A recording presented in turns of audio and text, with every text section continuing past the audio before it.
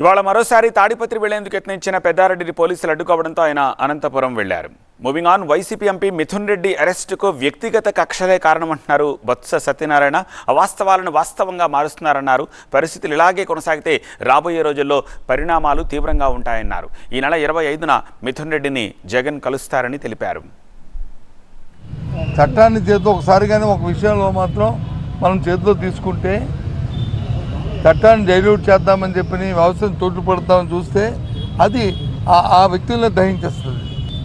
రాబోయే కాలంలో మనం ఏం మెసేజ్ ఇస్తున్నాము సొసైటీకి అనేది తెలుసుకోవాలి. దాని నుంచి వచ్చే పరిణామాలు తీవ్రంగా ఉంటాయి. ఆ విషయం చెప్పాను కదా మీకు. రెడ్ బుక్ రాజ్యాంగమో ఎల్లో బుక్ రాజ్యాంగమో అదే దిక్కుమాల బుక్ పక్కపడి కానీ ఏంటి నేను ముందే చెప్పాను కదా, ఇది ఫ్యాబ్రికేషను,